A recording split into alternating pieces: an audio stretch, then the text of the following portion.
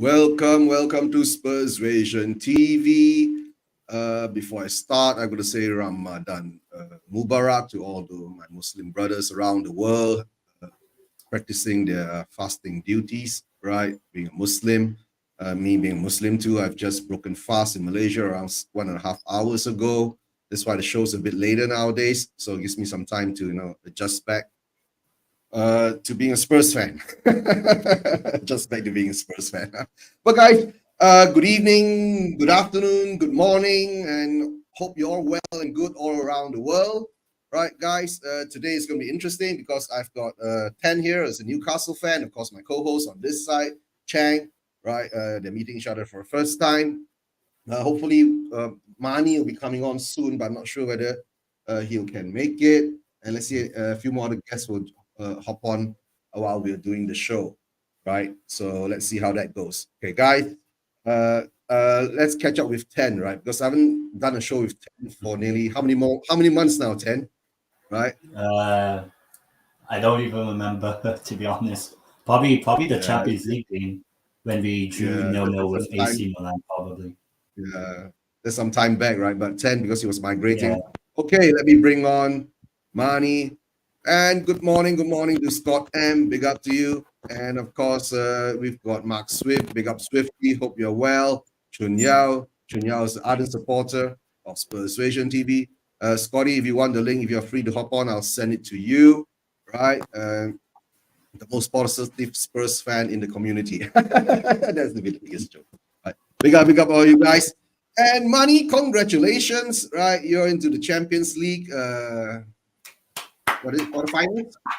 Right? Yeah. It took you guys a penalty shootout, but you're there. Oh, he's got the FC Porto. So you can guess who I wanted, but Yeah. yeah. And Manny, you met 10 before, right? I'm sure, right? Yep, He's actually yep. moved over to Spain at the moment, right? So yeah, he's in Spain now. Yeah. So now That's how I he's got part the auto score. Yeah. A word of advice to you, Ten. Stay away from Lee Gunner. No, I live near. This is my closest La Liga team. This is my closest La Liga team right now. Celta Vigo? Yeah. Ah, Yeah. yes, the club that got So rid of like, that overrated Spanish waiter Rafael Benitez. He really should retire from management. And Chang, I think I've been on a stream with you as well. I might remember, maybe. It might have Yep, been a long Chang's time you've been ago. right. Yeah. I don't know, a few shows ago, yeah. But Scott M, unfortunately, really getting to work. Yep, Scott. Yep, get the kids ready and get to work. Yep, be in the background and give us your feedback, right? But guys, let's come to the show, right? Chang has got a bit of the internet connection problems at the moment. All right. Why don't we just talk about Arsenal first, right? Since Manny's here, and then after that we'll go to the Newcastle, then we go to Spurs, right? At the moment now, of course, Arsenal beat Brentford, and of course, a lot of people saying that Kai Havertz was actually lucky; he didn't get booked for a second yellow card, right, for the dive in the penalty box, and blah blah blah. A win is a win for me, right? Arsenal went through the Champions League on a penalty shootout, and they're in the quarterfinals, and let's see whether they can progress further. And I'll have my conspiracy theories for Arsenal. I want Arsenal to keep on being in whatever competition they are in, so it will take the load. It'll be a load for them to continue in the Premier League, right? But let's see how money goes, right? But before we get to money, since we are going to be talking about Arsenal, I think I did watch the Brentford game a bit. It was more or less blows to blow to a certain extent, right?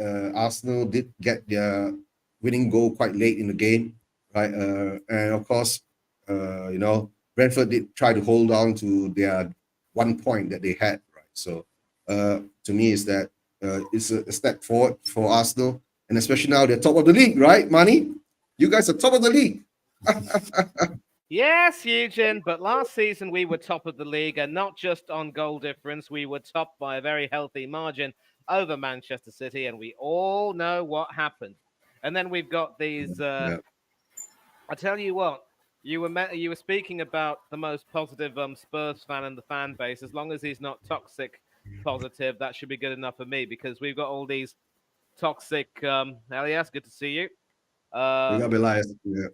Yeah, and you know, we've got a lot of these toxic people saying, well, last season we didn't have Declan Rice, as if one particular player will necessarily make a difference. And of course, in addition to shelling out a great deal of money on Declan, we also wasted a great deal of money on Kai Havertz, who that night in Porto, at the Emirates against Porto, proved why many of us quite rightly don't rate him. Um, Mhm. Yeah. And what so Elias says, fun fact for money, right? If we win the next 2 games and you lose to City, and we will be just 5 points behind you guys. Yeah. That's what yeah, and our Spurs also, of do. course, you've got well done to you on the absolute shellacking you gave Aston Villa at Villa Park. I mean, that second half capitulation was the most shameful capitulation I'd ever seen from an Unai Emery team. John McGinn deserved to be sent off, and now Aston Villa have it all to do to try and hold on to fourth. But Mm. I think you lot do have an easy run in. But back to Arsenal. Um, the Brentford game, of course, was a game where, we tried to show our superiority, but unlike the other teams who, quite frankly, can't cut the mustard, we weren't really able to get into our free-flowing goal-scoring best. So there was a part of me that was thinking it could potentially be a problem, and it proved when our soon-to-be former goalkeeper, Aaron Ramsdale, dilly-dallied on that clearance and allowed Johan Visser to come right in and steal it from him. Now, fair play to the boy. He did make a couple of really good saves in the second half, although people will say that he shouldn't have got himself out of position for Tony to take that shot. And he also had no business giving the away fans lip after the win was secured. I mean, have some shame, boy. You very nearly cost us 2 points with that ridiculous mistake of yours. Ironically, though, he proved, and no, I don't. I think Ange Postecoglou's done a really fine job at Spurs, and he's been able to make the most of that team. I'm going to say this right now. You put Ange in charge of Arsenal, we have an even bigger chance of winning. But Maybe. Yeah. yeah, but again, Ramsdale also ironically proved why David Raya isn't good enough, because if Raya were in goal for that Tony shot, that would have gone. That would have been in the back of the net. Mark my words. Speaking of Raya, though, he did have a man of the match performance on Tuesday against Porto, and I was doing a watch along for that. And it was really, really, really, in some ways soul destroying, because that match also proved why we will not be winning the Champions League. And people say, well, sometimes you need to have these performances where, you stink out the place for 90 to 120 minutes and somehow find your way through. I'm sorry, but you don't get to do that for every single game and call yourself a top quality European team. We are far from it. And, many of our much vaunted players, when we scored that goal through Leandro Trossard, I will admit that we looked really good. But apart from that, we were just so toothless. We had maybe one or two shots on target. I think Jesus had an opportunity to score through Diogo Costa's legs, but the goalkeeper, didn't. I'll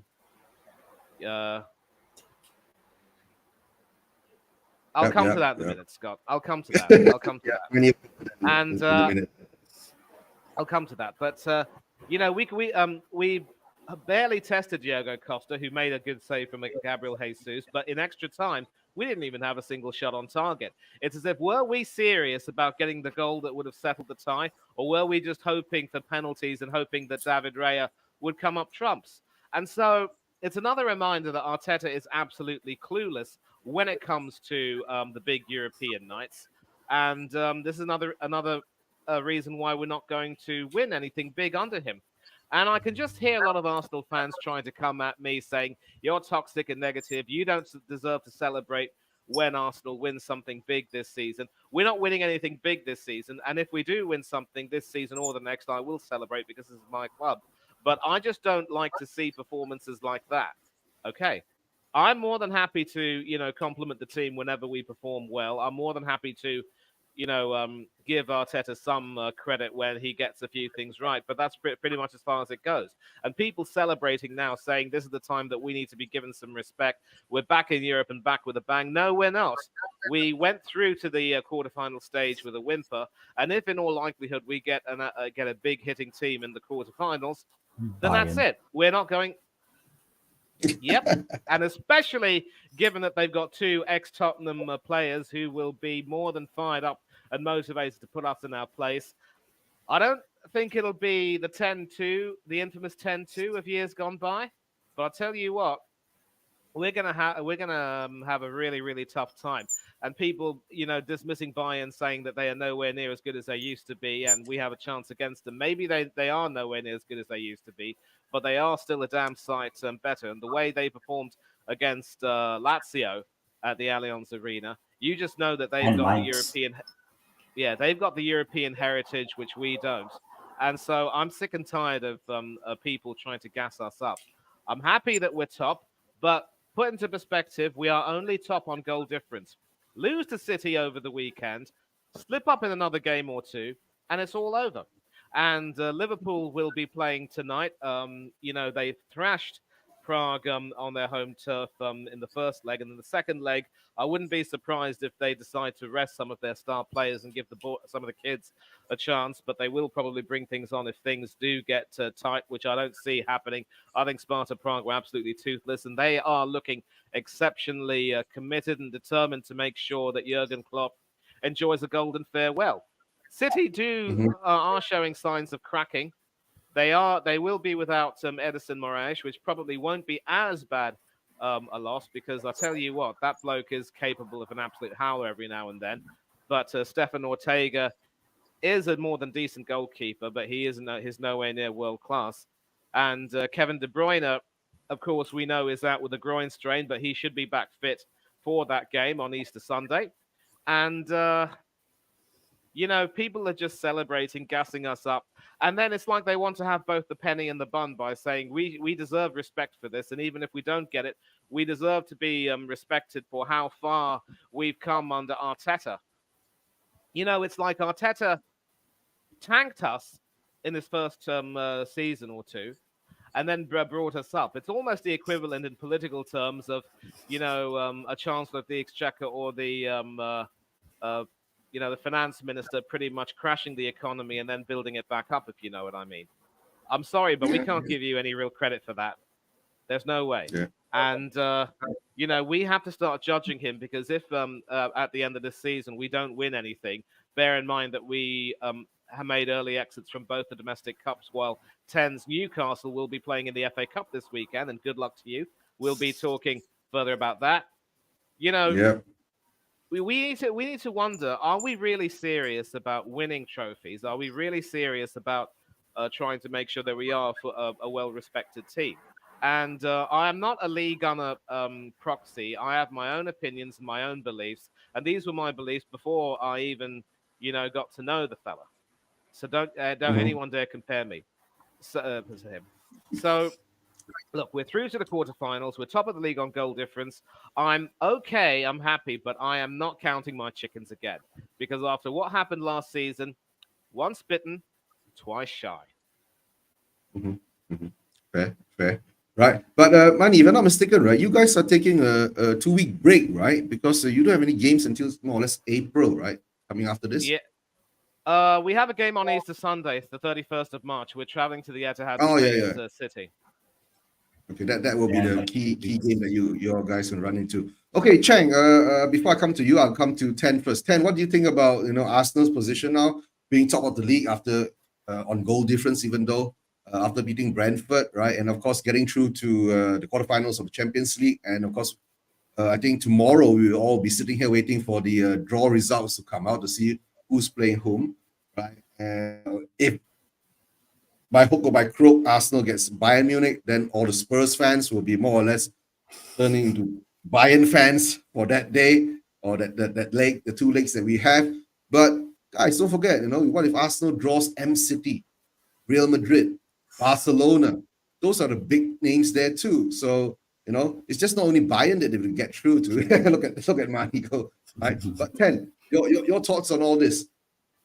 Well, I'm hoping that we're going to have I think a three-way horse race to the title. Like, I really hope we go, three-way horse race, and then by the end of it, Man City wins the league, probably. But yeah, I think right now Arsenal have done well. Maybe not as good as back in February, but they managed to go through in the Champions League. I got to watch that game in a bar basically, and yeah, the game was a bit meh, apart from maybe the Arsenal goal and maybe like one or two chances. But I think Arsenal this season, I've always said they were going to win the league. I'm not sure if they'll do, but the fact that they're still top of the league at basically heading into the business end to the season, I think, yes, I think we can give some respect to Arsenal, but there's always that, what happened last season. Do people trust Arsenal to keep up with a Man City or even a Liverpool? Because at least Liverpool, in the past 3, 4, 5 years, have at least managed to take Manchester City all the way to the end. Even though they haven't won it, but at least Liverpool have that experience. Arsenal, just only based on last season, couldn't really do that, especially when they had a 8-point lead, and this season they only have like a 1 or 2-point lead over Man City. So I think, yes, we can give respect to Arsenal because also they're in the quarterfinal of the Champions League. We'll find out who they get. But we just have to see how the business end of the season goes for Arsenal, because from last season it didn't look that great, and obviously there's the North London derby at, I think, near the end of April. Who knows? That could be a game whereby it could be a major slip up, or maybe the biggest what do you call it, motivator for Arsenal to go on to win the league in May or something like that. So for now, Arsenal have done well, but it's nice and all to do well from August to March, but it's very important to do very, very well in April and May, just after the international break. I think I always say after the March international break of every Premier League season or any league, that is the most important time for any team. If you want to get into Europe, that's the best time to get in form in April and May. If you want to win the league, just like how Man City have done it, go on a winning run. So, yeah, I can give respect to Arsenal for doing well this season overall, apart from getting knocked out of the cups. But it's all about April and May. That's where all the trophies happen, apart from the Carabao Cup. So, yeah, I think can give respect to Arsenal, but just based on last season, I'm pretty sure Manny would be just hold off in a way. So yeah, that's what I have to say on Arsenal. All right, that's fair. That's fair. Right, and of course, Chang, your thoughts on the two games that's been put up there at the moment? Can you hear me, Chang? Chang?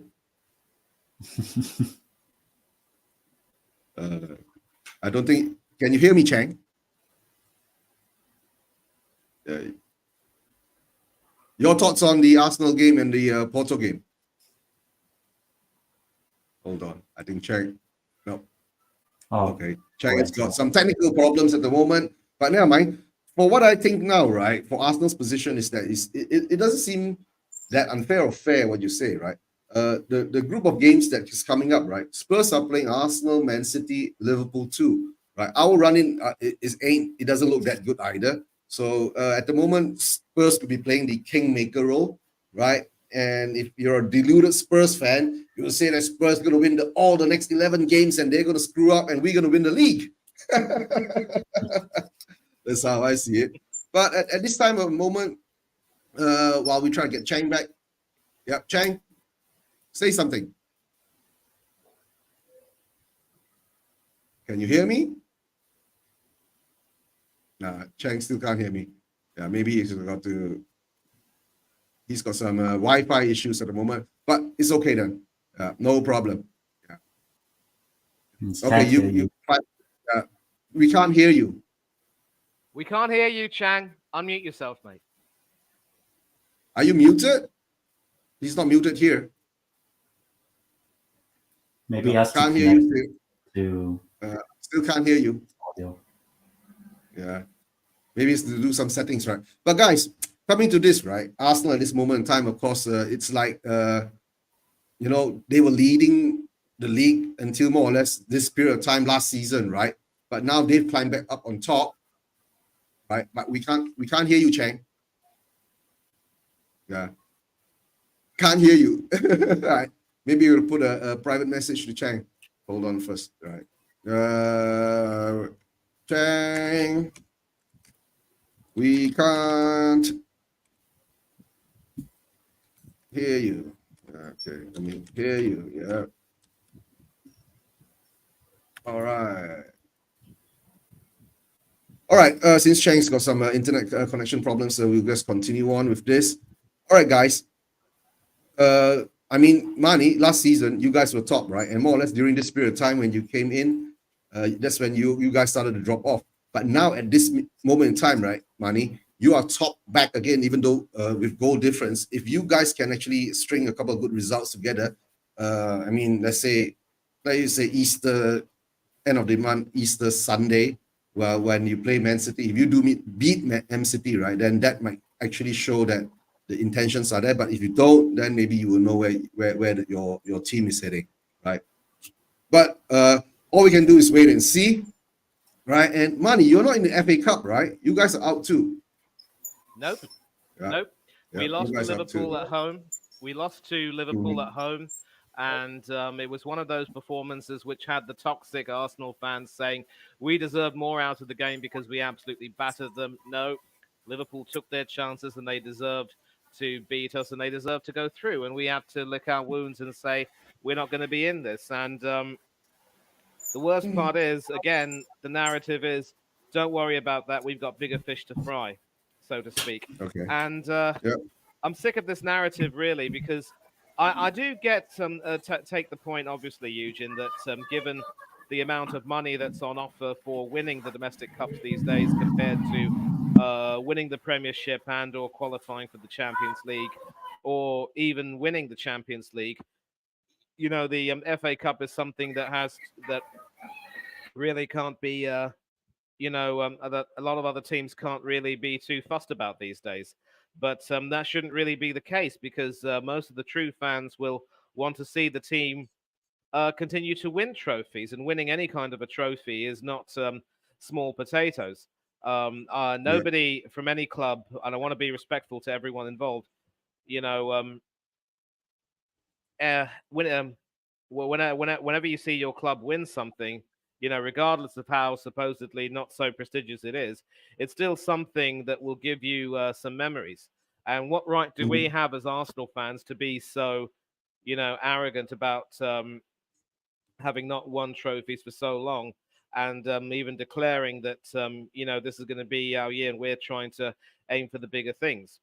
In a way, I kind of blame Arsene Wenger because even though he may have had a point about saying that even though he had a point in maybe saying that the money on offer for the FA Cup is peanuts compared to the Champions League riches, to say that fourth place is a trophy, to use those exact words, it's not for nothing that we say that words matter. And the worst part is that now, this is one of the reasons why I can never get behind Arteta, because with his attitude towards some of our trophy cup campaigns, it's as if he's Arsene Wenger reincarnate, and that's probably what Money to tell the truth, right? What Arteta is reminding me of now is more like Poch. Remember when Poch was in charge of Spurs, right? he always gave up the two cups, the Carabao Cup and the FA Cup, and he says he's always focusing on the league and the Champions League, but we never got it, even though we did reach a finals before, right? Big up to Ravi. Big up. How you doing, Ravi? Hope you're well, right? So that's the problem now. And the worst part is later I'll come to this as another subject, right? Because we're talking about the greed of the Premier League clubs nowadays, especially the big six, right? While they are putting away cups like for teams like Liverpool and M City, whenever they get the League Cup and then FA Cup, for them it's more for the prestige, but not the money. But like for teams like us, right, Arsenal and Spurs at the moment, what I see is because we got this big stadium that we're going to pay off, blah blah blah. Our expenses are high, right? The cost of living is high in London, so we don't focus on the small money cups, right? Because even if I get into the Europa League, it pays more than it pays more than winning the Carabao Cup or the FA Cup, right? So that's the sad part. But we know why we stand as fans of clubs, right? Spurs fans, and I'm a Spurs fan, right? We have our own banter among our own Spurs fans, and of course we have our own division among our own Spurs fans. That being a Spurs fans, we don't, majority of us don't have the ambition of the Arsenal fans because you guys are perennial winners, and if you don't get the title, it's nothing, Especially we know how that feel. I feel that way too, but not all Spurs fans feel that way. So if we had, being a Spurs fan, if we do feel like what Arsenal fans feel and actually protest against the owners and all that to want to achieve higher things than just being in the contention of, reaching the top four, right? Because not to win the Champions League, right? If we are going to be in the top four to reach the Champions League, to win the Champions League, right? Then it's a whole different dynamic. You get what I'm saying? But we just want to be there to participate, to earn the money that the Champions League provides, right? And let's see what Ravi says here, right? What Spurs needs to do is see games through, win the games, and not fall apart, and let the other team creep to a win or a draw. That's true, right? That's what I've been saying. If we can maintain a certain level of things, if this end of the season, last 11 games, right, we reproduce the form of what we have in the first 10 games, right? I'm sure we will do well, right? We'll be somewhere up there with the other rest of you guys, apart, of course, I mean, the you guys is just Amani.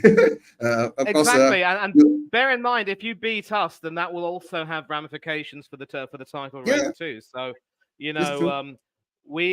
I'm going to write you off at my peril. There's no way I can do that, and I remember only too well what happened when we took on you lot when Antonio Conte was the manager. Nuno Santo had gotten fired. Your club were supposedly in crisis. This was a game which we were supposed to win, and we completely mucked it up. Goodbye top four, and more frustration. And what you said about the greed of the clubs, and what you've mentioned, how we seem to be caring more about qualifying for the Champions League because we need more of the money. People might need to consider that if as clubs we aren't able to win trophies and bring success back, then in the long term, I know that John Maynard Keynes once famously said that in the long run we're all dead, and that should appeal to the the economics or financial buffing that maybe you are. I'm not too sure, but sooner or later, club fans are going to get tired of not seeing their team win things. You will probably have the have some fans who say, win or lose, we are the Arsenal. But I tell you what, there are a lot of people who say that these fans who chide us for, not being willing to support the team in this case. I mean, these fans are going to be the first ones to walk away from the stadium the longer we go away from from winning trophies. And several of these fans, mind you, literally said that they didn't feel like coming to the Emirates anymore because not only were we not winning trophies, but the football supposedly was poor. And now under Arteta, we've got the belief again. But mark my words, there will come a time when people will start to realize that the emperor has no clothes, and we're just Arteta Arsenal reincarnate.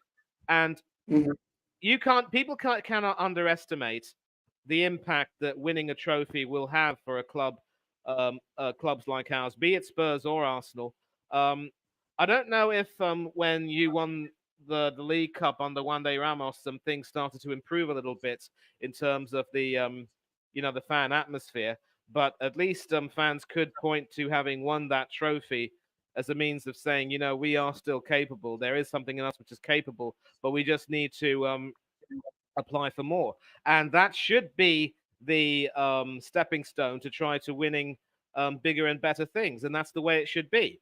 You can't build a castle without a foundation, but that's what a lot of people don't see. And so sometimes, I mean, remember Jose Mourinho's first trophy with Chelsea was not the league championship, but the League Cup, and that Yeah, that's started where they start. things.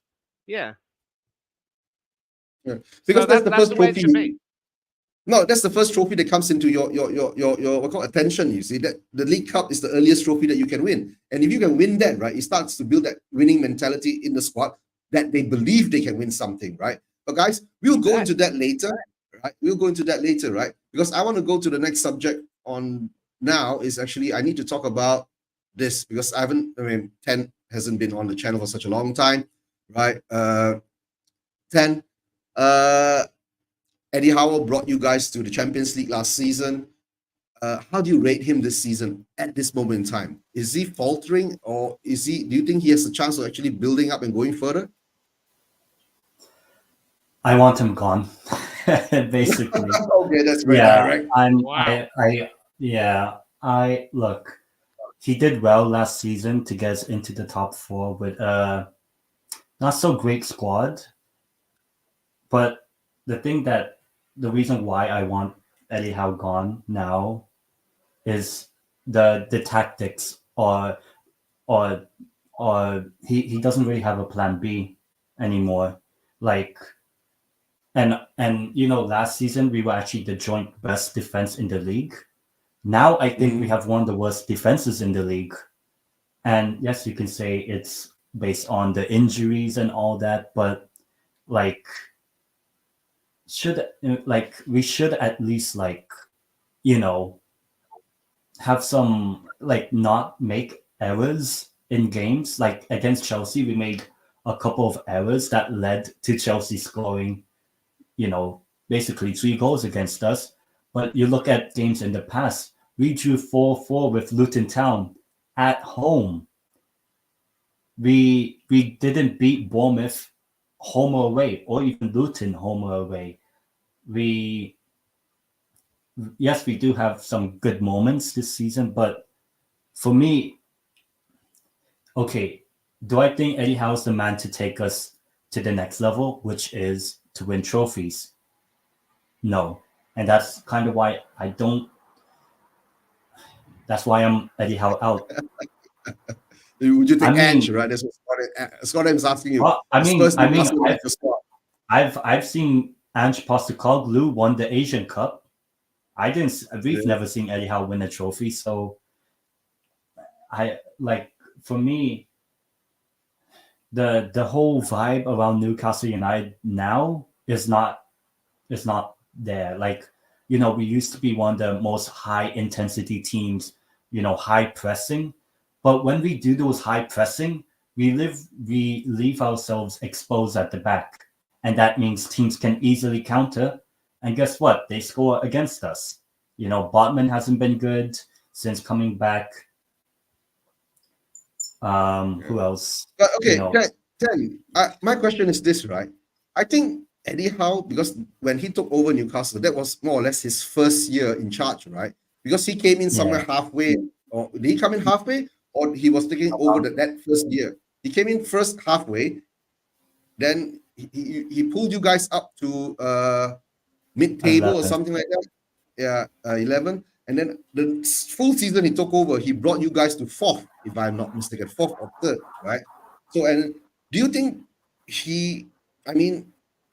instead of gradually reaching that that position that you are, you guys have actually overjumped your spot, and now that he's being, the wheels are falling apart, and he's not getting the replacement of the players he need to actually maintain the kind of football that he needs, because with the new PSR rule that Newcastle ain't generating enough funds to actually spend big, right? And Newcastle hasn't had that plan of being a treat like some city clubs, right?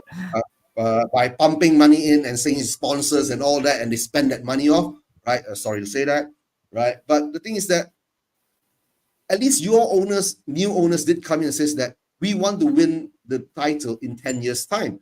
But this is more or less year 2.5 for Eddie Howe. Is it? Are you guys pulling the plug too fast? Because what I fear now for Ange is going to be the same thing. You guys know, Ange comes in this season, he brings us to the Champions League, right?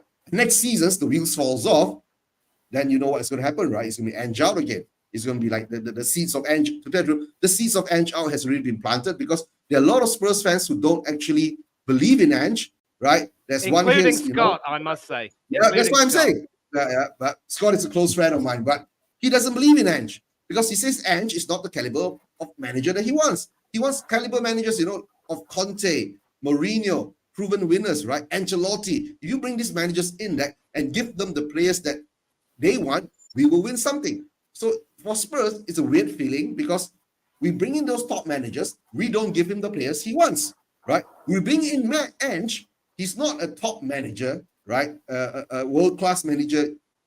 I would say, okay, put a caveat there yet, right? He might turn out to be one for us, hopefully, right? But he's been given the players that he wants. Why couldn't we buy a VDV for Conte, right? Why couldn't we buy? But of course, we did buy Udogie and Sarr, right, for Conte. But the problem is that he didn't use them in the proper way. And to tell you, Udogie was still being loaned back to Udinese, his home the club that we bought him from, right, before he joined us. So what is going to happen now is that my fear is that we get top 4 now because I've seen certain variations in Ange ball, which sometimes I feel, when you don't have plan, when plan A ain't working, you must do plan A better. But my biggest I turn to a slight skeptic about Ange, but I'll support Ange, right? I support all the managers to come in because it's not their fault, right? To me, what my stance is this, right? So, but I've seen certain things that Ange have done, right? Which tells me that is he the caliber of manager of a Pep, of a Klopp, of an Ancelotti, right? That has that capability of propelling the squad to another level. That's all I say. But at the moment now, the Chelsea and Newcastle game, I didn't watch it because it was played at a very, very weird time for us in Southeast Asia. Yeah. You get what I'm saying? But I woke up and I saw it's 3-2. But deep down inside, I had a feeling Poch will win this. Comparing between what's going through with Howell and what's going on with Poch, right? And Poch, to tell the truth, right? He's got a billion pound squad, and he still couldn't beat a group of youngsters, right? In the Carabao Cup, in the Liverpool squad.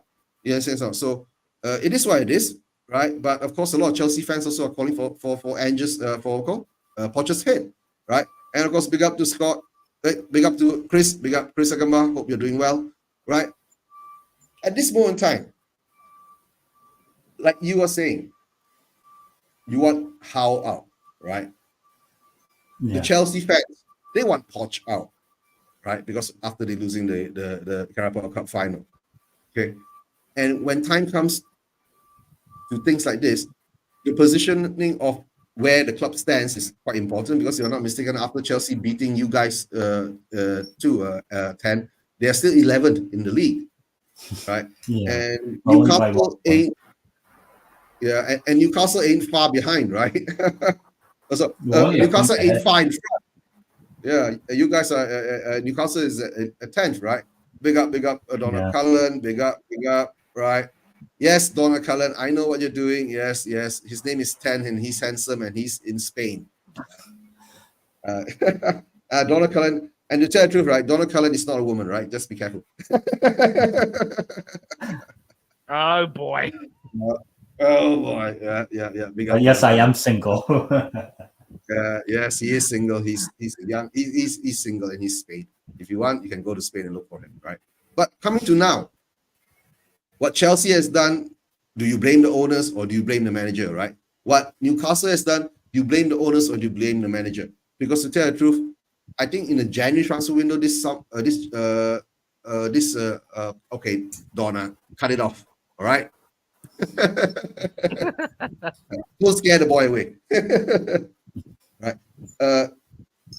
There are rumors of things like, because that you guys need to meet the PSR rules and all that regulations and all that you needed to offload players like Joe Linton, your Bruno Guimaraes, and to tell the truth, right, I think your club has put about 100 million pounds on Guimaraes' head because there are rumors that Manchester United wants him and all that. So let's see how that goes, right? Yeah. Right.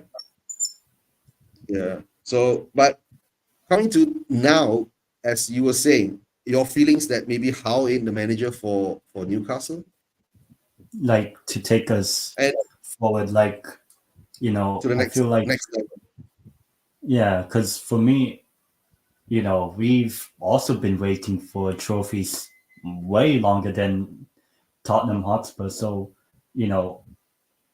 do I think because it's not only like, oh, we just lost to Chelsea, but I also think there are games in the past this season that really, really we shouldn't have dropped points.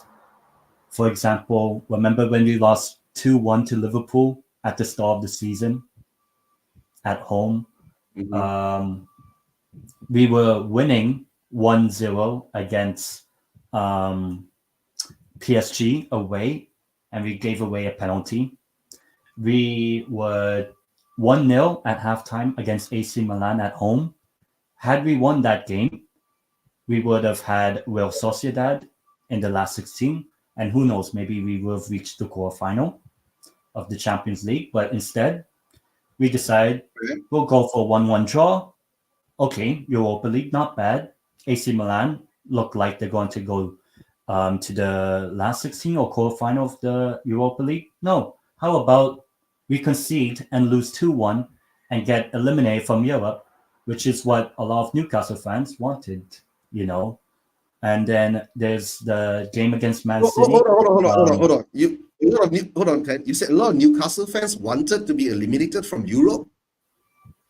Oh, so that we don't have injuries and less games to worry about. And I'm just like Okay. the AC Milan game, I think was probably my turning point because like we were qualifying to the next round of the Champions League, 1-0 at halftime. We were then in the Europa League, where 1-1 draw, and we ended up losing the game at home. We only won that game against PSG 4-1. But like there are also other games like the Liverpool 2-1 loss at home at the start of the season. There are we lost to Chelsea in the Carabao Cup. We were 1-0 up against Chelsea in the 90th minute, and then we bottled it. It got to 1-1, and we lost on penalties against Chelsea. Had we progressed, we would have had Middlesbrough. Who knows? Maybe we would have won that. And then we would have, who knows, maybe have beaten Liverpool's kids in the Carabao Cup final and would have won a trophy. But instead, we decided to bottle it against Chelsea. And then But then, there's yeah, so many. you guys, yeah, I know, but you guys were in the final of the Carabao Cup, right? Last season, if I'm not mistaken. Yeah. Right? And you guys did lose to Manchester United, and that could be the what called the covering of the cracks, for Ten Hag in Manchester United, so which has been brought over this season. But I mean, at this moment in time, right? I mean, I'm an old Spurs fan, right? I've been so patient with my club until I become zen about it, right? If they win, I'm happy. If they lose, I don't get sad anymore, right? It doesn't affect me in any ways. You get what I'm saying? Because I've seen my club do nothing for so long, right? And the thing is that, right? And since Ange has come in, it's given us a new kind of impetus that we can do something, right? Ravi has got a question. Thoughts on how all three of your clubs create good enough chances. We'll come to that soon, Ravi, because to tell the truth, it's the weird thing of being a Spurs fan, right? In the beginning, we did create a lot of chances. Then we went onto a run of very weird kind of games, right? Not creating chances, and we started only playing in patches in games, right? We were, we are like what we call, we are the 20-minute or 15-minute FC, right? That's when we turn up and we score goals. If we turn up and we score a few goals and we win. If we don't turn up, we don't score goals, we don't win. So that's how I see it. Let me come to Mani. Your thoughts on Newcastle now, right? I mean, from last season to now, I mean, for them getting into the Champions League and all that, do you think 10 is too harsh on Howe? Two words to answer this question, Eugene. Sandro Tonali. I remember not Yeah. watching Newcastle dismantle Aston Villa at St James's Park, and of course they went on to do the double over them this season by winning at Villa Park. And Yeah. in that particular game at St James's Park, I thought Tonali was absolutely magisterial in the midfield, and I told myself, Newcastle have pulled off an absolute coup by getting this bloke to come in. What a player he turned out to be! And yet, with his absence and the subsequent injuries, to me, it's been a hard luck story. And there's also some talk about the prospect, about the idea that Newcastle maybe haven't quite gotten the players they wanted. This is one reason why I can never be too critical of Newcastle in a way, because you have had a genuine hard luck story. I mean, losing Nick Pope, for example, as your Yeah. goalkeeper is definitely not small potatoes, because I'm not one to, completely wax lyrical of him. I think he's pretty poor with his feet, and in terms of distribution, isn't quite as good as Dubravka. But it is fair to say that in as much as Dubravka has made some really good saves since coming in, it's no coincidence really that the defense has looked a little bit weaker. That might also have a lot to do with Joe Linton being injured. And so when you have a situation where such key players in your team are being injured or unavailable at the most inopportune of times, the wheels have fallen apart.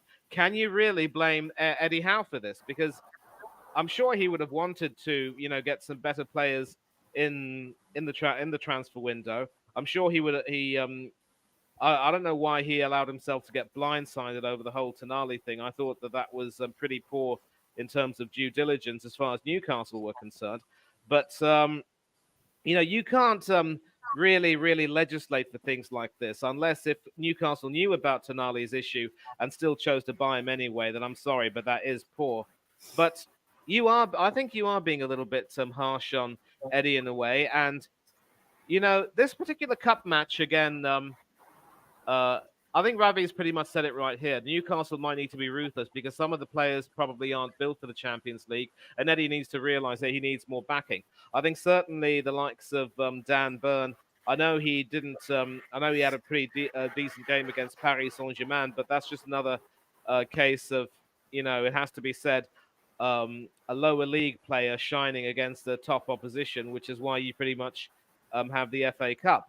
And Newcastle still need to make sure they get some decent players. And in Tonali, I thought you literally hit the jackpot with him because seriously, mate, that bloke is a winner. That Yeah. bloke is quality, and his absence really can't not have affected your Yeah, stride. but Mani, what's happened to Tonali? Is it injury or was he involved in No, some the sort of suspension.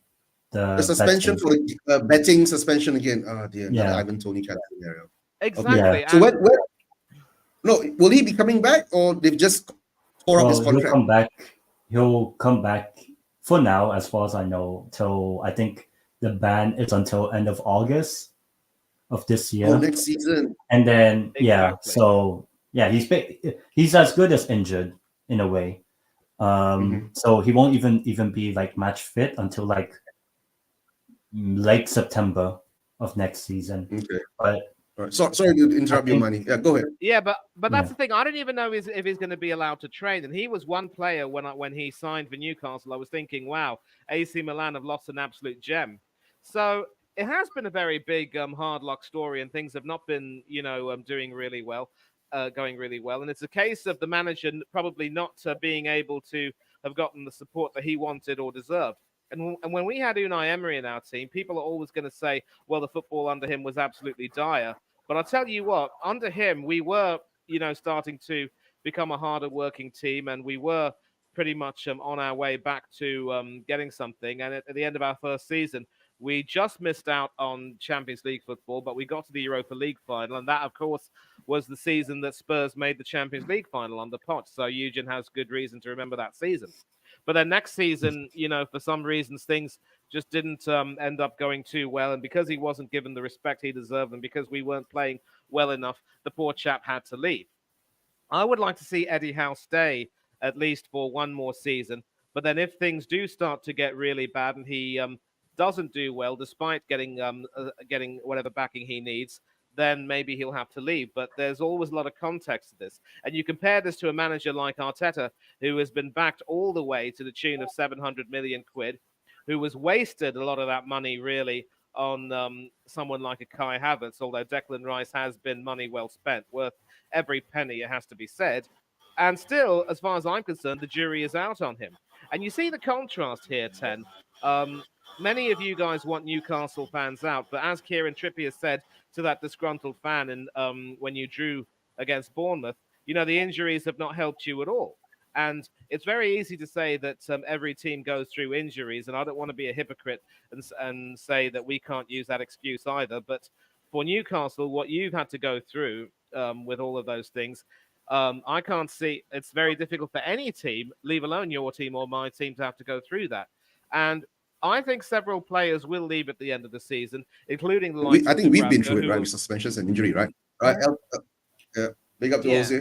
Eltel Cockrell. Good El evening to Cockrell. you, sir. Okay. And I think, Yeah.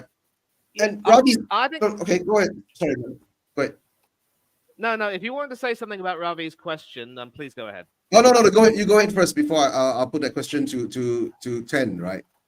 Okay, brilliant. Now, so I think several players will leave Liverpool. I think Dubravka will be one of them. He's an excellent shot stopper, but he doesn't Newcastle. really have the.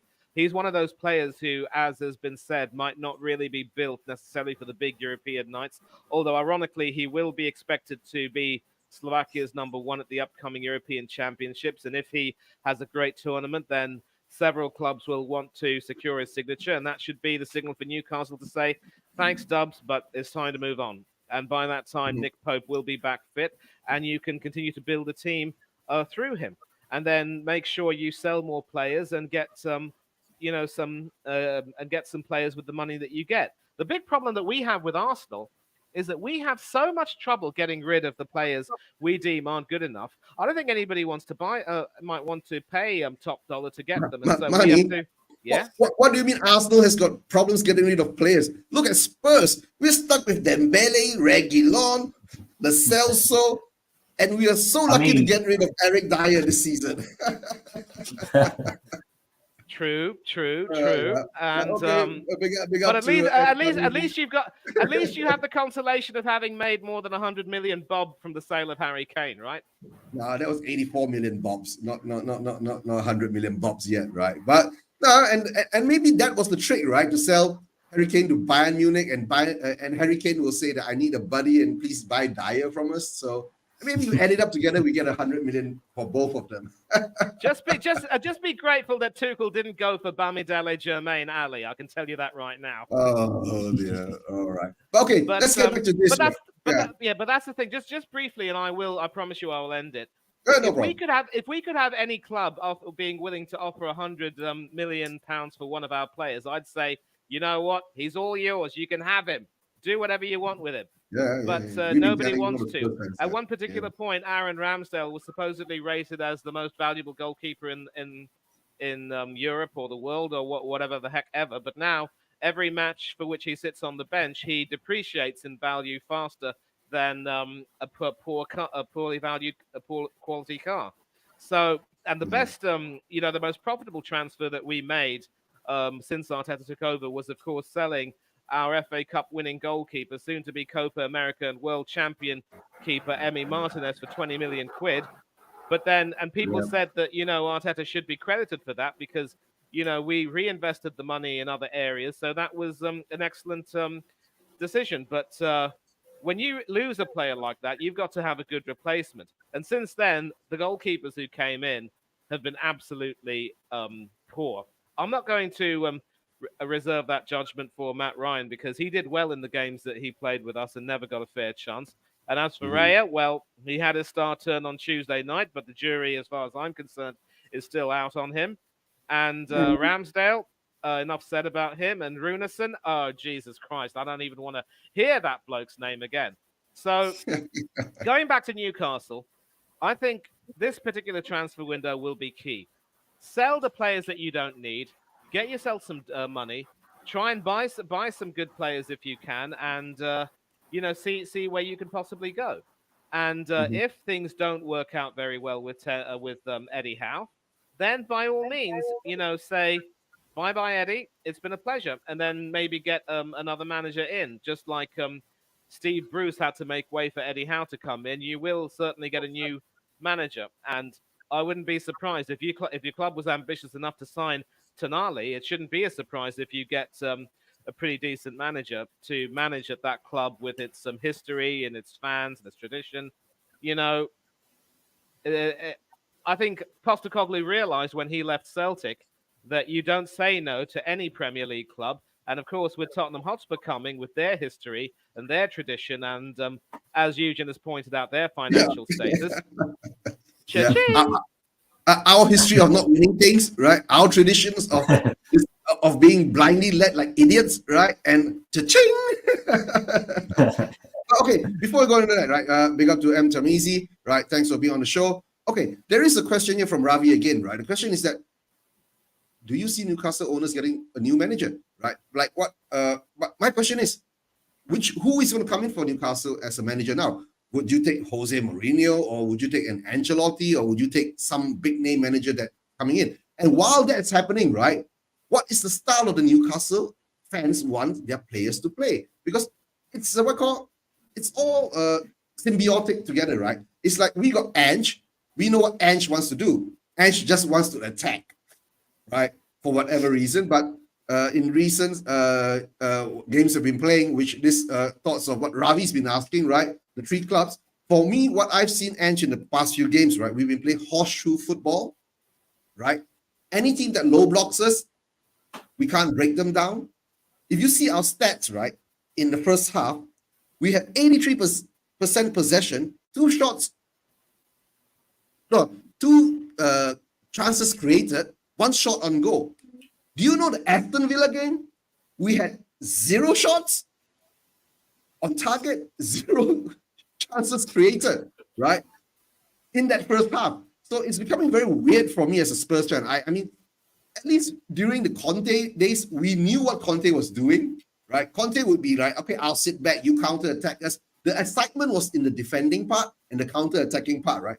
Nowadays, Spurs get 80%, 85% possession. You play that horseshoe football. You go back, forth, round, left, right, center, right? And then it balls. While I'm doing watch along with Scott, right? We're falling asleep, right? But of course, when you talk about the game against Aston Villa, yeah, I think Aston Villa were spent because of their Conference League game, and maybe the players weren't focused. And during that game, I believe, right, most probably I'll just go straight into it, right? The Spurs versus Villa game, we won 4-0. The first half, we didn't. I'm not sure, not to say we didn't turn up. For the first half, what I felt in the first 10 minutes, right, we were in control. I was excited seeing Spurs play football for the first 10, 15 minutes. Then after that, Villa got back control of the game. And then after that, everything just petered off and just leveled itself out into a boring game, you know? So, but we came back out in the second half. We performed what we performed, and we got that 4-0 scoreline. My belief is that in the first half, when EDV and some of our Spurs defenders started to crash into Watkins, right? That most probably gave Watkins a sign to say that, boy, if you don't do what I tell you to do, right, we'll break you and you won't play the next game in the Conference League. I think their mind was more or less in the Conference League game at home against Ajax, which is coming up. They're more against Spurs. But being a Spurs fan, I'll be happy. We won 4-0. On the performance-wise, I wouldn't be so excited about it. It was like, okay, we did well, right? But I want to see more from them, right? So as for 10, I'm not sure whether you watched the Villa Spurs game. Are you talking to me? Can you hear me, 10? No, 10. Yeah. All right. Yeah, well, I didn't really watch the Villa Spurs game, but I didn't expect it to be a 4-0 because I didn't expect it like for a top 4, right? But this is why I've always had a lingering feeling now that I think Tottenham will get top 4. They will get into the Champions League, not because of just this result, but I just think based on the history of Tottenham, they get into the top 4. Villa never, at least in the past 10 years, have never been in a top 4 race. 20 years, 20 years, and more or less. at least like let's say Newcastle, we managed to get into the top four with Liverpool chasing after us, and we managed to actually get top four. With Aston Villa, I don't know if they'll get top four. Maybe they'll win the Conference League, which I think is a lot better than getting top four, to be honest. But Mhm. I think for Tottenham, I think it's more like it depends on how the rest of the season goes, because you still have some decent good games to play. You play Newcastle away, you go to host Arsenal, you get to host Man City, you get to go away to Liverpool. So there are some games that Tottenham can win, like those four games. But I think overall, yeah, I think it's like Tottenham, in my opinion, are just there this season. They're just there. They'll be in the top four, top five, but they're not really in the conversation of a top four race as much. Like this season, we hear more of the top three, the title race, more than we hear about the top four race this time around. Like there's not much hype really around Villa, Tottenham, maybe Man United, maybe West Ham or whoever getting the top four race. But I that's kind of why I just think depends on tonight's result for Aston Villa. If they go through, I don't know who they play, but like after they beat Ajax.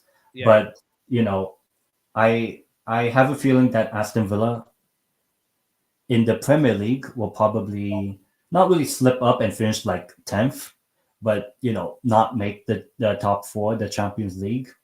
But that's if they want to go for in the Conference League, and that's why I think Tottenham will get top four. But depends on what happens next season for Tottenham.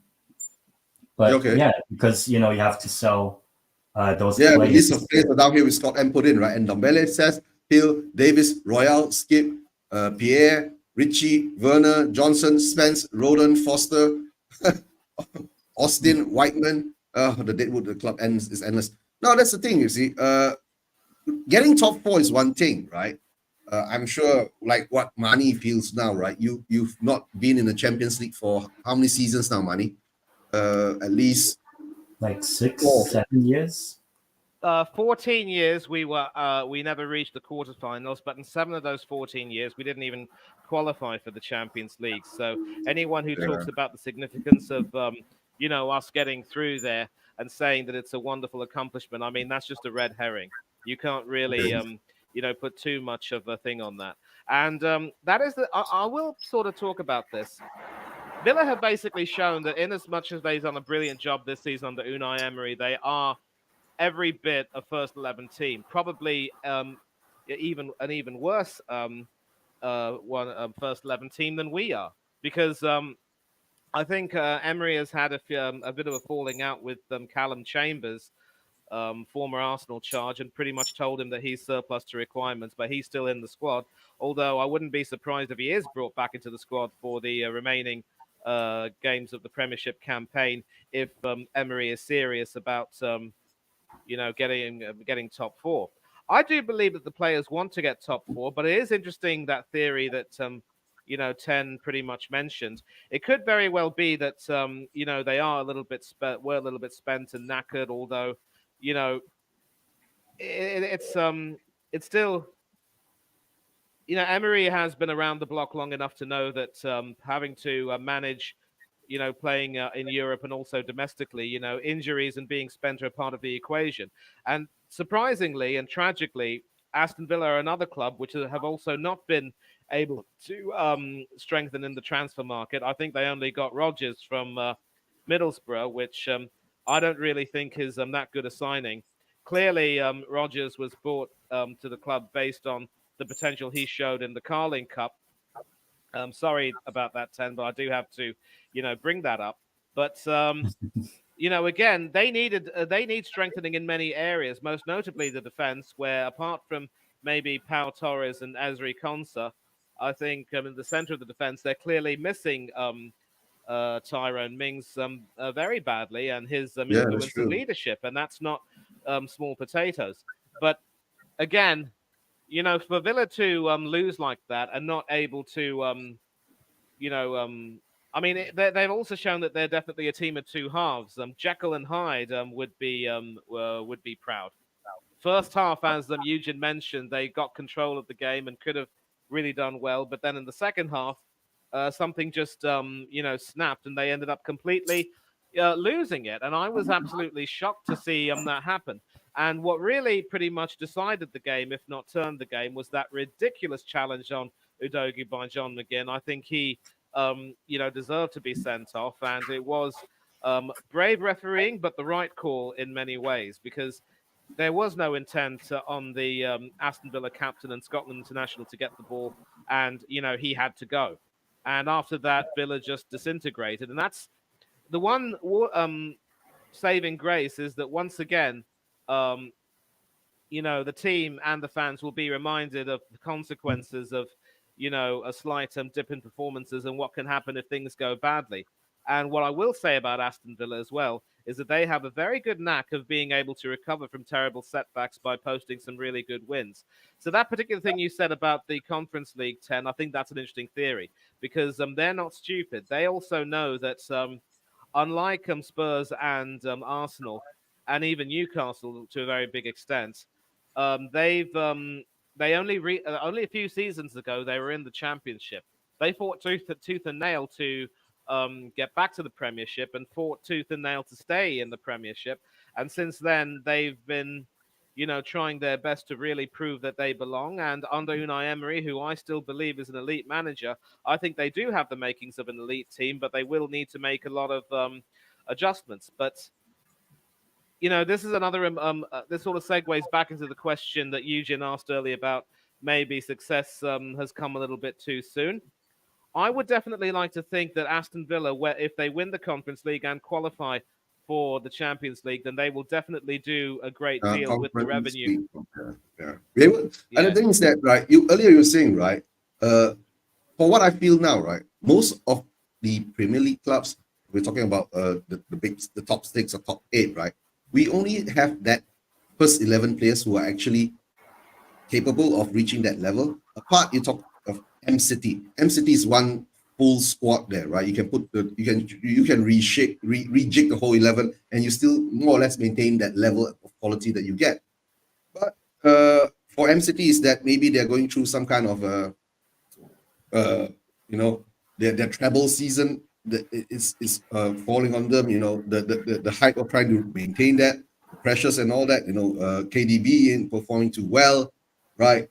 Haaland seems to be a bit off focus at the moment, so maybe that's the weakness that's being shown. But for me as a Spurs fan, seeing the game, the past few games that's been going on, it's been actually, I've been pulling my hair out until I got to wear a hat to do a show, right? And I've got no more hair here. Maybe there'll be a surprise one day, right?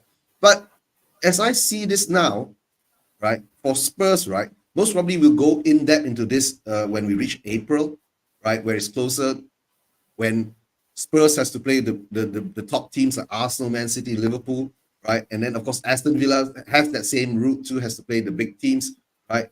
That could throw a spanner into the works of the achievements of like Arsenal, Man City, Liverpool, whether they're going for winning the league or not. And that will put pressure onto the rest of the, the chasing pack going for the title. That's how I see it, right? But of course, while we're talking about the greed and the money, right? Because I have to put this out first, right? The EPL greed, right? Because I've been reading a lot of news in the BBC saying that the EPL till now still can't come into agreement with the EFL, right? About their the EFL is entitled to some kind of money percentage. That's supposed to be filtered down into the EFL, so at least they're more sustainable, while the chunk of the pie still goes back to the Premier League.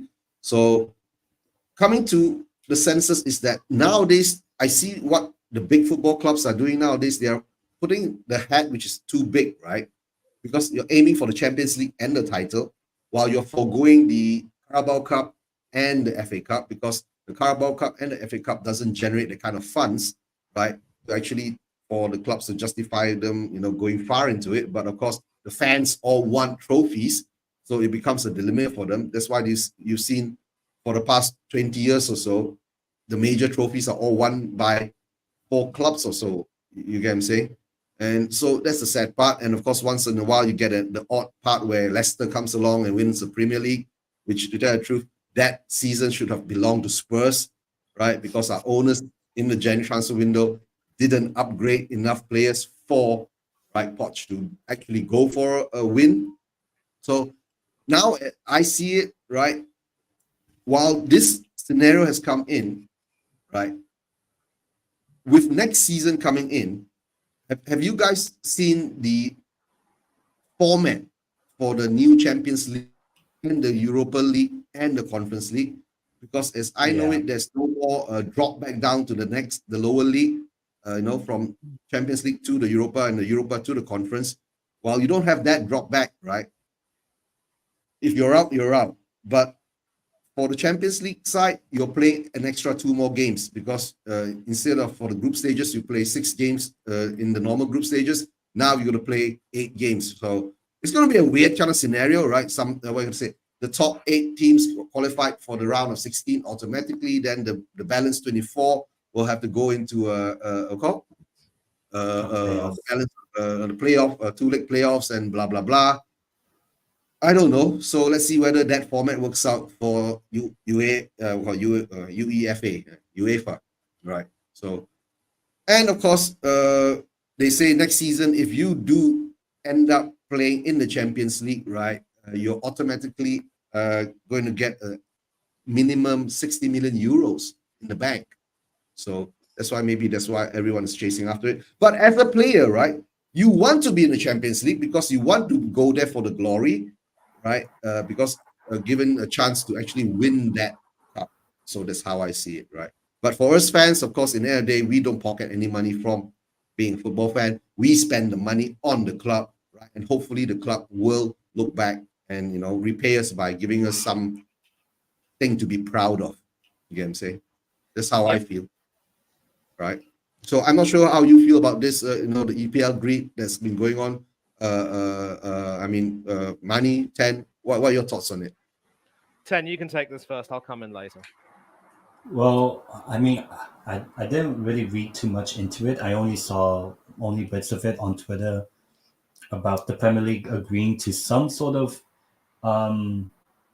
change in the like Premier League FFP, whereby it's something to do with like you have to spend up to 85% of your revenue allowed to transfers and wages, but with the deal for the EFL, that I haven't really read too much. I know it said like some sort of percentage or a package that goes into the EFL clubs.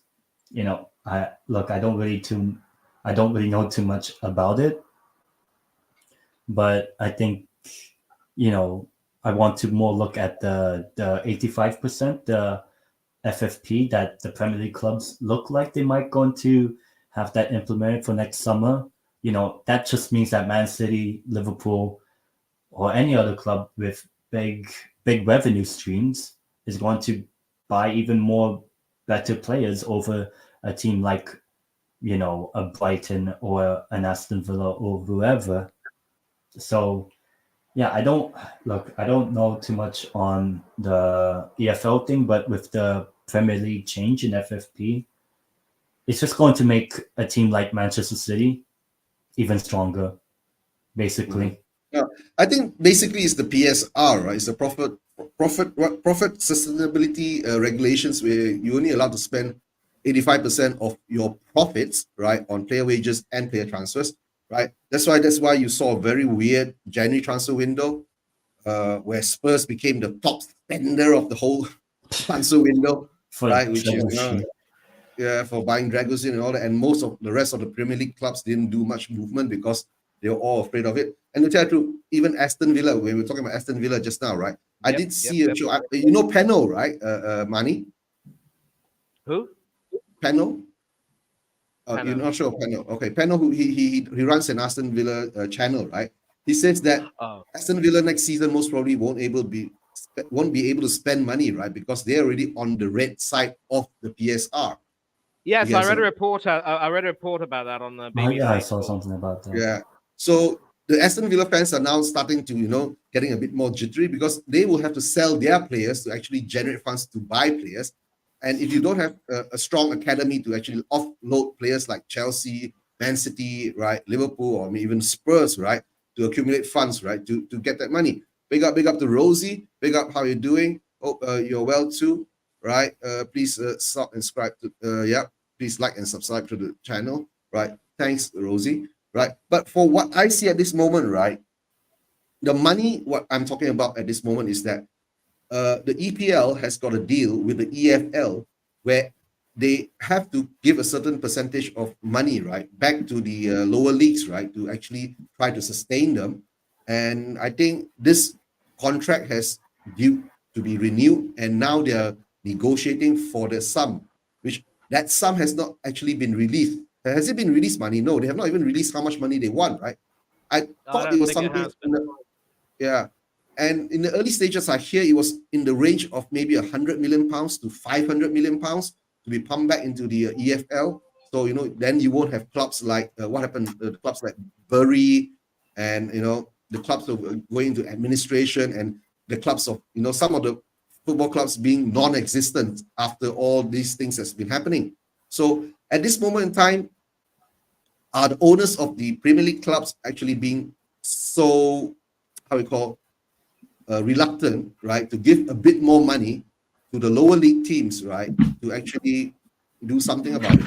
And furthermore, if I'm not mistaken, the parachute payments for the Premier League clubs dropping back into the Championship, right, has been actually been terminated or something.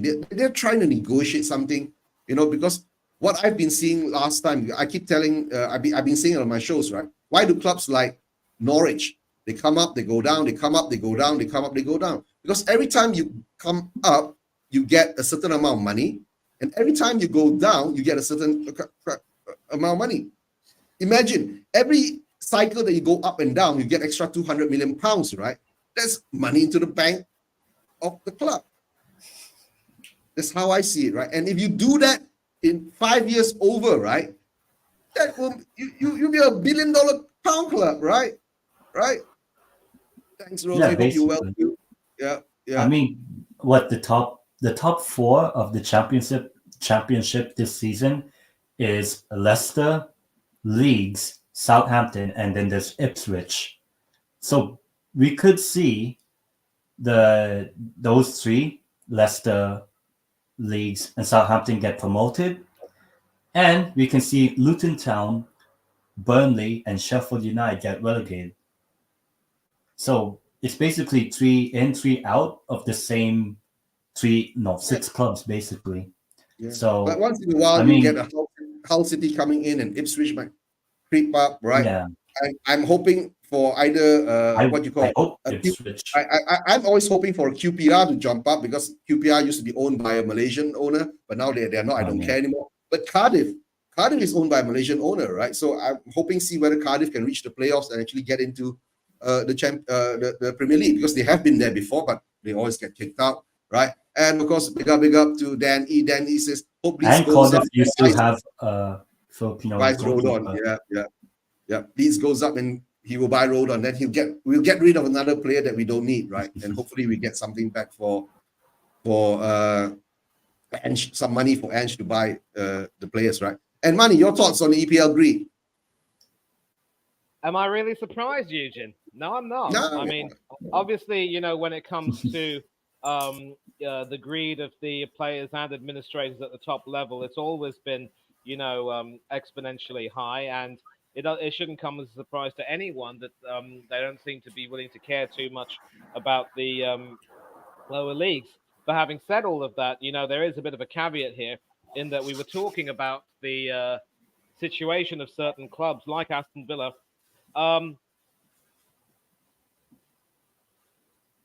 Money muted.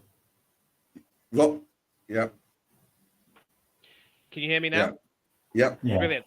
So, according to that report on BBC Sport Online, Aston Villa were in the red to the tune of close to $120 million, but that the player transfers that they had made in the off season, of course, prior to that season, would be reflected in the following season's accounts. And of course, a lot is going to really hinge on the money that they can potentially get from qualifying for the Champions League. Now, if they do get that money, that the club have pretty much made it clear that they are, yes, they may be in the red, but they are within supposedly the guidelines. So they should be able to hold on to Ollie Watkins and Douglas Luiz at least for one more season, and then try and go a little bit further. I do not want to see Aston Villa necessarily become another Portsmouth or a Leeds United who experience such amazing success, but then fail to spend their money wisely and then end up, going under. I really don't. I really hope that that won't happen. But Emery is also a smart coach, and he does have a lot of people on his side. So how that segues into the issue of greed is that with several clubs being affected by the issue of their own levels of sustainability, can they necessarily afford to part with more of their cash towards the smaller clubs? And we had a similar issue as well with Arsenal, of course, back in the days when Ozil was there. Not quite similar, but there or thereabouts when several of our players were asked to forego a bit of their salary to help fund payments to affected workers. Most of the players were happy to oblige, but Mesut Ozil and one or two others were saying, no, I want to see the accounts because I've got several charity based interests and I don't want to, run the risk of having those affected in any way. And many people were calling him out on that, saying the only reason why he's so concerned about his charity, so to speak, is that, it's a tax write-off and he can write it off on his taxes. And let's not forget that he's, living in London. And maybe there were some other issues behind it. But if you're a club that isn't really competing in in Europe, and you don't seem to have too many issues as of yet with your own profit or sustainability, then for you to not even give a flying fig about the smaller clubs, I think is absolutely shameful. And big up to our mutual friend Craig Beasley, of course, from Up the Cherries and All Departments. I do believe he's done a video on his channel calling out his own club, Bournemouth, for not being willing to, be a part of this. And I say well done to him. Him for that. And if there are several other clubs like Bournemouth which aren't directly affected by the whole profit and sustainability thing, then there should be no excuse for them not being willing to help out. But again, I would like to see, a lot more done by the Premier League and other organizations to try to make sure that there is more of a happy medium between trying to enforce profit and sustainability for all clubs concerned, and also trying to make sure that the smaller clubs get benefited. And again, this will segue back into the issue of, clubs not winning trophies because, after a period of time, as I said earlier, fans might not be willing to, pay their money to go and see a club that will never win a trophy. And, fans are obviously, fans are, the biggest consumers here. They're the ones who are spending their money, but they also have a choice to decide not to spend their money. And clubs shouldn't take them for granted and say that we're going to do fine without those fair weather fans. Because if you do have a drop in profits, I know I'm probably being a little bit naive in many ways, but when you see a drop in viewership, that can affect profits. So clubs like Arsenal, who have a nasty habit of taking some trophies for granted, might need to consider getting their act together and saying, you know what, maybe some of these domestic cups won't be as rewarding as qualifying for the Champions League, but fans want to see winners. They don't want to see people who bottle things and just end up doing the bare minimum to get the money they need to build for next season. I mean, we already put up with that too long with Arsene Wenger, and he ended up having to leave, and his legacy ended up being sullied, perhaps in a way. So, do we want to see the whole thing happening again? Is the football club nothing more than another company beholden to its creditors and focusing more on the balance sheet than actually winning things, clubs have to make that decision. But then on a bigger picture, I think the Premier League and the other bodies have a role to play in making sure that there's a lot more of a happy medium here. You can't force player clubs to part with their hard-earned cash and also expect them to necessarily be willing to maintain some good profit and sustainability guidelines as well, because But obviously clubs are going to try to look to keep themselves above water. yeah, I understand that, Money. But what I'm Charity saying is begins that, at home, you see. yeah, I know, Money. But what I'm saying here, right? I think this EPL thing, right? It does actually affect the clubs themselves that much. You get what I'm saying? Because if the clubs themselves that much are doing it, right, it's an overall kind of a scenario where it's a collective that goes back down to the EFL. You get what I'm saying? But whatever the EPL is trying to do, right? It's not to say that the EPL is going to take away a chunk of money from each club, right? To give it back to the EFL. You're talking about maybe on a span of maybe 5 years or 10 years, right? The EFL is entitled to maybe £100 million or a £500 million payment, right? Throughout that 5-10 year period. But whether they come to agreement to that or not, but it's just to be able to sustain that football pyramid, right? For the rest of the lower clubs to be able to, survive, right? That's what I'm seeing, right? And Rosie's saying, of course, right, EPL greed is atrocious. People can't afford to watch the teams regularly anymore. Yeah, that's what I'm saying. Spurs, they're raising the 6% for the season ticket holders, right? And they're taking away the concessions for the senior citizens and all that, which, if I'm not mistaken, Arsenal has already taken the concessions away from the senior citizens, right? After a few years. Yeah. So it is what it is, right? Everybody is about the money nowadays. That's the sad part. Money is ruining the game. But okay, before I go into preview, right? Because Rosie's saying this, right? Because tonight, there's the Benfica and Rangers game. If I'm not mistaken, Rangers is playing at home because Rangers drew 2-2 away at Benfica or something like that. So this is, Ibrox is one of the stadiums, right, where you don't want to go to. But the fans are really, really, there, right? So, but okay, since we're going to do in a preview kind of thing, guys, just for Rosie, what do you think about the Benfica and the Rangers Benfica game tonight? Hopefully Rangers win. Let's go Rangers. Yeah. Manny? Oh, this is a tough one. Obviously, Benfica are still smarting from having had their backsides kicked by Porto in the El Clasico in the Portuguese league. And they're obviously going to want to make sure that they make a statement by qualifying as well for the next round. And I'll give Rangers some credit in contrast to a Celtic team that continues to fail in Europe over and over again.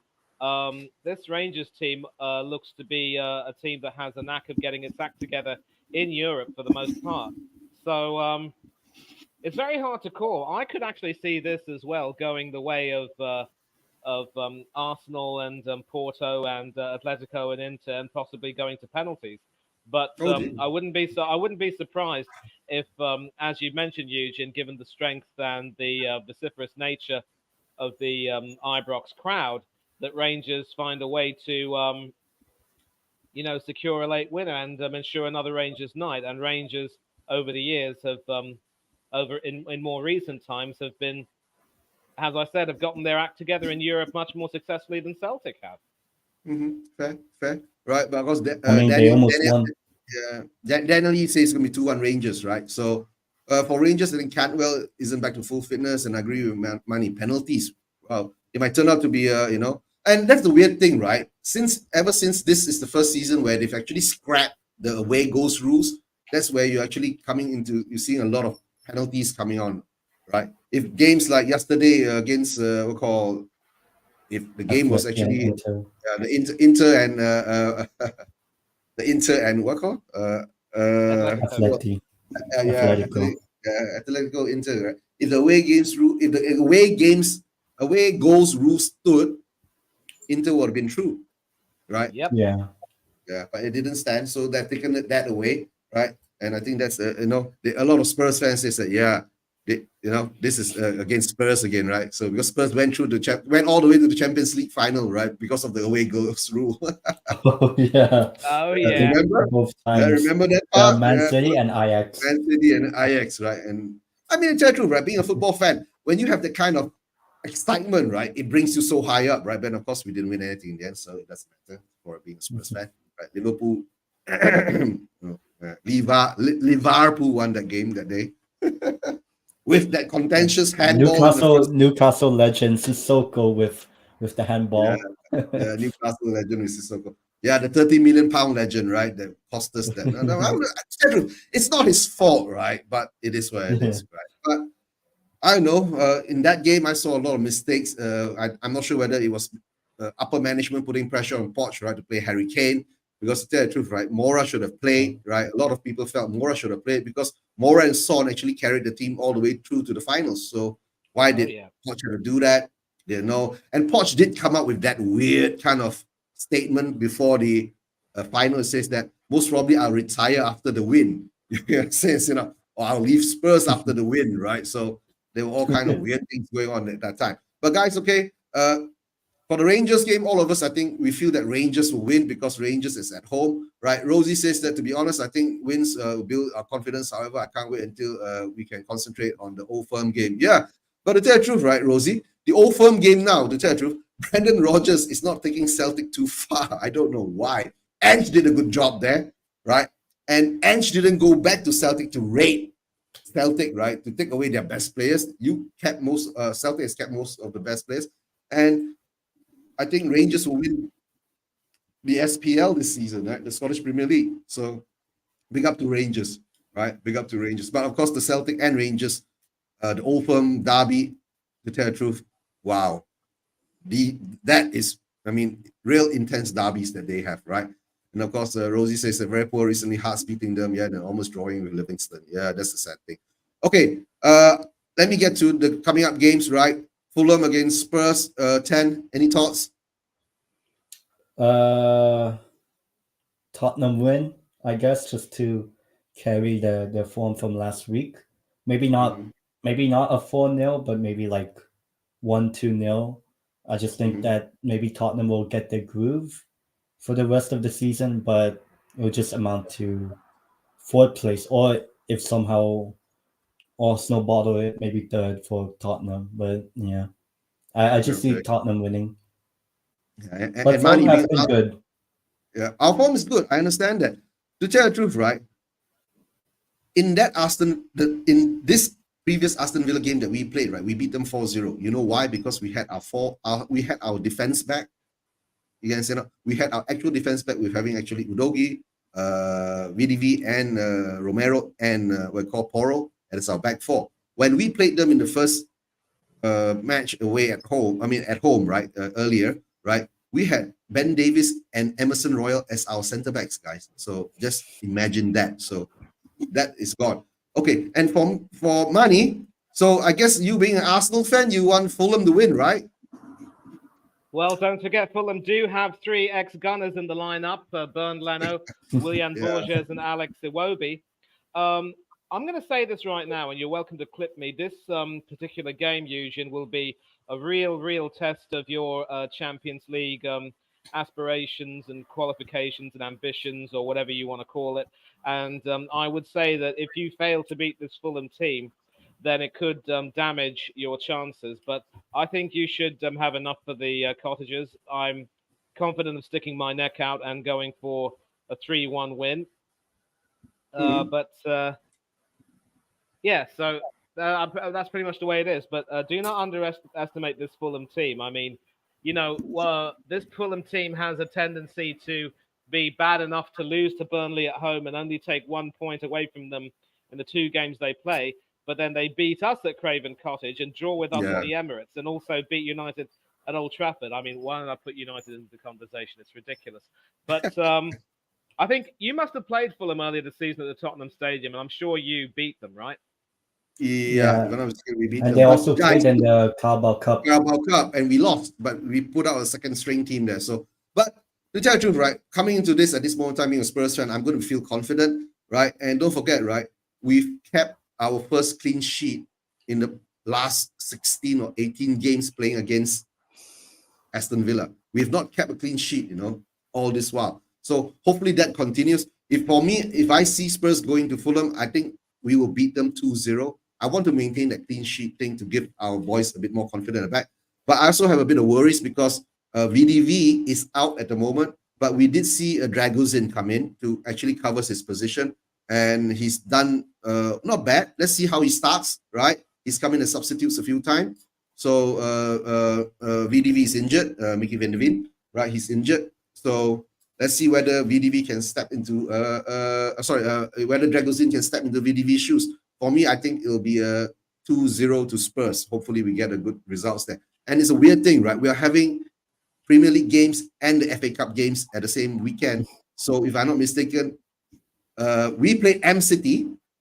And don't forget, we played M City and we lost to them at home, right? The last time, that's why we ain't in any more cups. That's why being a Spurs fan is, what's top four when we can't even reach any trophies, right? 10, your thoughts on the M City game. Do you think you have any chance at the Emirates? At the Etihad? Etihad. No, Etihad, sorry, not Emirates. Another club altogether. I mean, I think if we lose and get knocked out, then our season's basically over. Like, I don't think we'll get into any European competition. That means we don't win a trophy as well. But obviously, there's the news that KDB is not going to be in the game. But I mean, we've played Man City. This will be the fourth time this season we played Man City. Oh, 4 times. Because we lost to them in the league 1-0 at their place. We beat them 1-0 at home at our place in the Carabao Cup. Okay. We then lost to Man City at our place 3-2. And then now we play them, on Saturday in the FA Cup. So it seems so, I don't know, for some reason it also sounds so Newcastle. We knock Man City out of both cups and we don't win either trophy. Yeah, that's true. But think being in the FA Cup, right? And if you do lose, right, it's the end of your season. Imagine being a Spurs fan. We're out of Carabao Cup, we're out of FA Cup, right? We're in Europe. And the chances of us actually winning all our 11 games and winning the Premier League is still there, right? Mathematically. So I think for us, I just want to see a better performance than what we saw against Chelsea. If we win, amazing, and then we'll probably draw Liverpool in the semi-final and lose or something like that. I don't know. Because I think if you win, what is the scoreline going to be? It'll probably have to be on some like penalty shootout or something, like 0-0 or 1-1. So what you're saying is that, right? How is going to go to the Etihad and park the bus? Yes. I know he's going to park the bus. And then we go 1-0 down, and the game is basically over, like how it was at the Etihad earlier this season in August. But there's not really much confidence. Lost to Chelsea, who, had we performed just a bit better, we don't lose to Chelsea. I think we could have beaten Chelsea, but besides the point. But I think if we beat Man City, amazing. If not, season's over. Just hope that in the summer things change, because we're getting hopefully getting a new sporting director, because Dan Ashworth is gone, basically. He's going to Man United. Manchester United. Yeah, that's true. Yeah. That's true. So, I hope, hopefully in the summer things are a lot better. We bring in like the next sort of Isaac or Tonali type of player. I don't know who. Wait until the season ends before next summer, right? We aren't even reaching there yet. I want the season to end. Colin, big up to you. You're still there in the chat. You can hear me, right, Colin? Say yes. I need to talk to you later for the coming up watch along. So hang in there. I might send you the link for this stream, so maybe you can talk in the back room later, right? Mani, your thoughts on the game? Oh, well, this Newcastle team, of course, struggled to beat Blackburn in the FA Cup, but the best explanation for that could be it's the FA Cup. Any team, we're determined to win will certainly put in a really decent performance and certainly try their best to make sure they can win. And this Newcastle team, maybe this season they don't have the strength to be that big side that will fight to finish high in the Premiership and go far in Europe.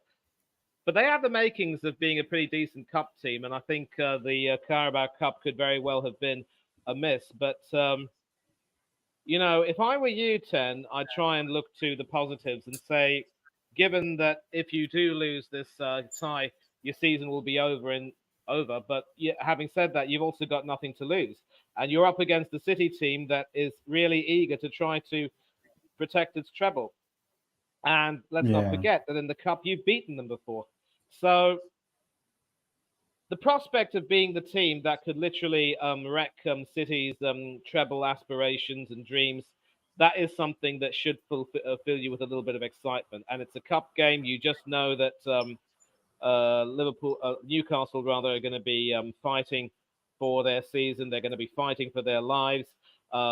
If it does go to penalties, I trust Dubravka over Ortega there because, of course, bear in mind, not only does Ortega normally play the cup games, but Edison is unavailable. And And I don't know if I would necessarily want to tempt fate here, but I predict a really, really good game. I predict a spirited, dogged Newcastle performance. And you know what? I'm going to stick my neck out and say it'll finish in a draw and Newcastle sneak through on penalties. Hopefully, because if we win, we go to Wembley. Okay. Oh yeah, you need to go to Wembley. And just to confirm, because this is this particular stage, I don't know if you have replays, do you? No. No. It's I don't think extra so. time penalties. Yeah, extra It's time like the penalties. Blackburn game. Yeah. But guys, not to burst tennis bubble and all that, right? But I think MCT is just going to steamroll them and beat them 3-0 and it'll be over very, very fast. Yeah, probably. Just like they did against Luton. You can't even beat a Poch, which is on crutches at the moment. So that's the sad part, right? Yeah. So, but guys, thanks for being on. We had a great show, had a great time, right? Sorry for Chang's unavailability to log on because of his internet connection problem. Before we go to say goodbye to the guys in the chats, right? Any last thoughts on anything that you guys want to bring up to talk about? Go ahead, Tan. Who do you guys think is getting who in the Champions League? Who's gonna what? Who do you think like the ties will be for the Champions League tomorrow? You're asking us to predict the future, my dear friend. There's no way. If I could do that, I'd be a millionaire. No chance. The easiest, who's winning the Champions League at this moment? Because I'm saying Real Madrid, unfortunately. Who's winning Champions League? I'll say I'll stick my neck out there, right? I'll say Bayern Munich. I want Harry Kane to win something. Yeah, I know. See, money's going on there, right? And we're gonna meet Arsenal, and Bayern Munich's gonna meet Arsenal next. Yes, and Harry Kane gets a hat trick. And money, if Bayern Munich meets Arsenal next, right? We do a watch along, right? And Harry Kane gets a hat trick. Well, sadly, Eugene, no watch along between the two of us because when it comes to European watch alongs, I have an agreement with a friend of mine that we do Arsenal watch-alongs for his channel. Shout out to Danny AFC TV, my good mate who lives in North London, of course, not too far from the Emirates Stadium.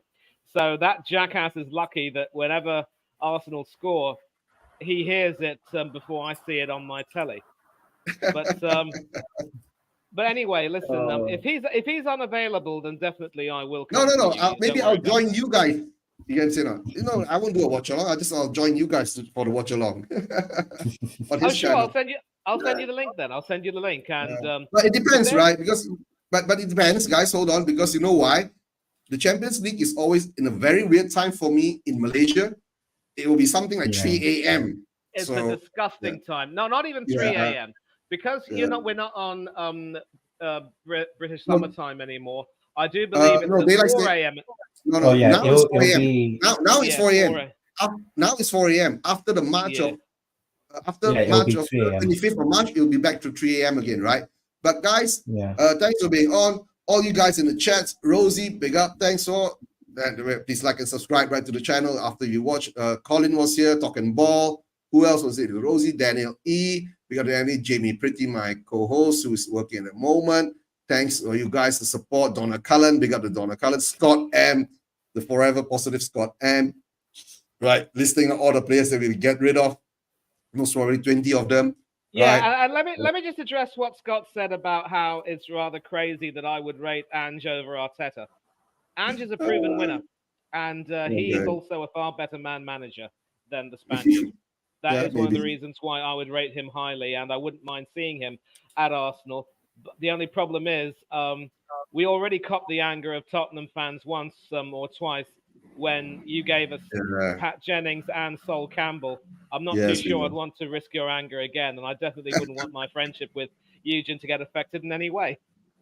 Okay, that's a good one. But you know, it's just football, right? Okay. And of course, Ravi, big up to Ravi, and I'm Tamizi, El Cockrell, Jose, and who else do we have? Don Cullen. Chang was here, but you know, he couldn't get a proper connection. Chris Agamba, the number one Agamba in London. Right? Who else do we have in the chats? Ravi, and of course Elias. Elias, hope you're still here or you're listening to it. If you're not, and of course Chen Yao, a big supporter all this while of the channel, right? Guys, thanks for being on. But I really have to do this outro because, right, I've never stopped saying this. And as always, leave you out. This is going to be nice. Money, hang on a while. I need to have a chat with you, right? Take care. And 10 if you want to stay on in the back room. Bye-bye, guys. We want Levy out. Say we want Levy out. We want Levy out. We want Levy out. Say we want Levy out. We want Levy out. We want Levy out. When is your breaking point? Tell me. When are you going to learn that we're doing it for the good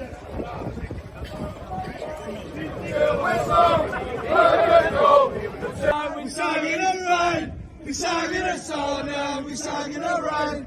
They're trying to stop us, look what they did. The thing I want is leave out, leave out, leave out. The thing I want is leave out, leave out, leave out. Hi guys, it's Dino here. I'm here at the protest, as you can see.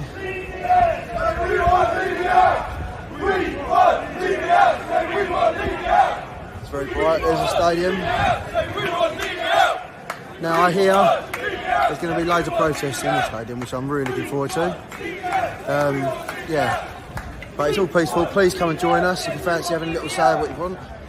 And yeah, leave you out.